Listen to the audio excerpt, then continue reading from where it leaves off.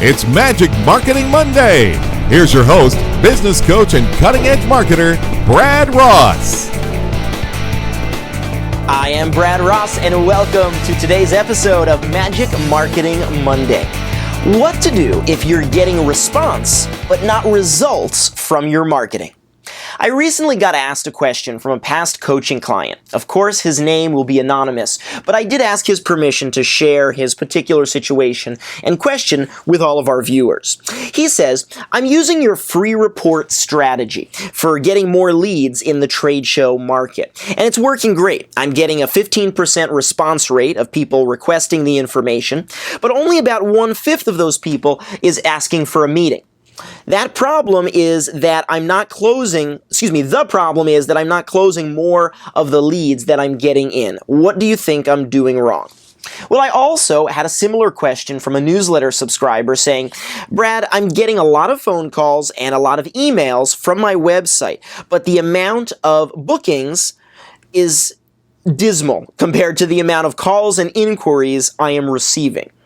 What can you advise? Okay, so here are two very similar situations, and I see them pretty much as the same problem. The problem with both of these folks is obviously not with the marketing. The marketing is doing its job. The problem seems to be in the selling, the closing of the deal. Once you get an appointment and you're going to go meet someone in person about a show, for example, a trade show, a very high dollar amount, you really should be able to get the booking if you've already gotten the appointment, especially because in my training of my clients, the prospect has to jump through a number of hoops, visit the website, request the free report, read it, and then call you to qualify himself. So here are some quick fix solutions, I should say. First, in the case of the trade show magician who isn't closing the sale at the meeting, qualify the prospect even further by sending along a proposal with prices to the prospect before you get to the meeting. The reason my closing rate is always so high with in-person meetings and nowadays webinar, FaceTime, and Skype meetings is that my prospect is well aware of my fee before I ever get to an in-person meeting. I handle any price resistance problems before I ever meet with the prospect.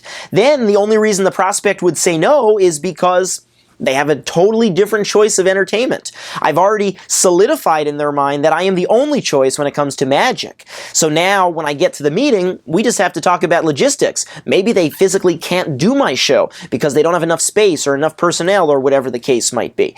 But I've already made them jump through the hoops. I've already qualified them. Number 2.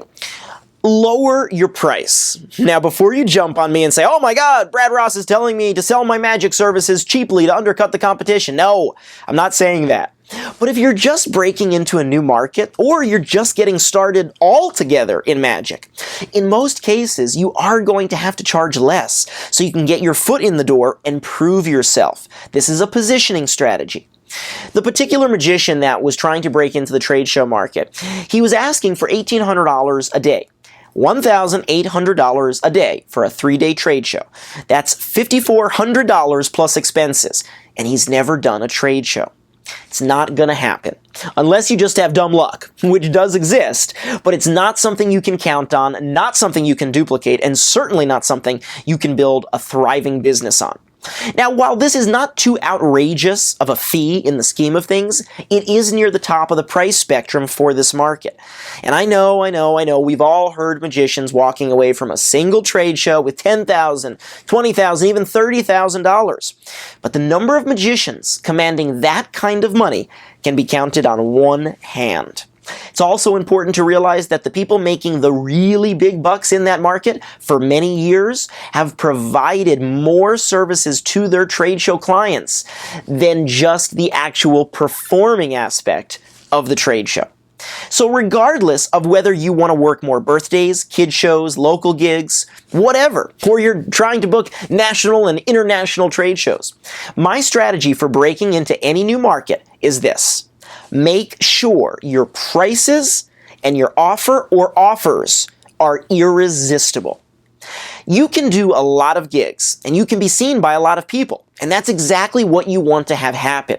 This is exactly how I originally and quickly came to dominate the birthday party market and the kid show market in my area. I started off offering a regular package, for $100 and my deluxe package for $125. And as I got busier and started getting more referral business, I raised those prices respectively to $125 and $150. Then $150 and $175, then $175 and $195, and eventually I tapped out of the birthday party market at offering a 45-minute kid show for $997, just under $1,000. No rabbit, no doves, no balloon animals, just me. It was pretty cool when that happened, but it only happened because I put in my dues. I put in my dues, put in my time, and I had built up a reputation of clients dying to have me and only me. You see, here's what I really want you to walk away with from today's episode of Magic Marketing Monday.